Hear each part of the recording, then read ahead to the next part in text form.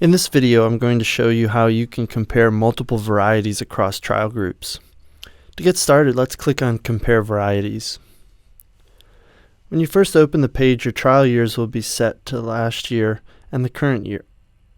To begin, let's add some varieties. You can compare as many varieties as you like, but to start, let's look at 2 and select a trial group we want to use for comparison. There are some important settings here to keep in mind. First is correlated data. When this is selected, the VDM will only calculate data where the varieties that are being compared existed in the exact same trial.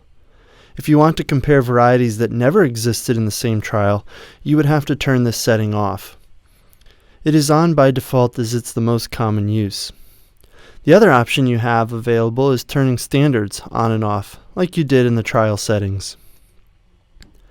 In the list of varieties, you have quick access to the pedigree and breeder information, as well as any breeder-provided description of the variety.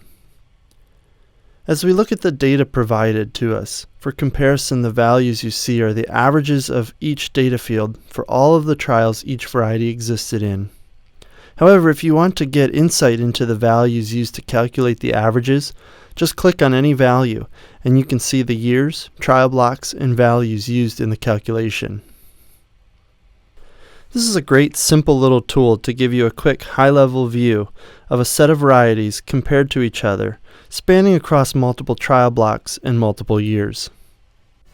Check out mediusag.com for more support videos.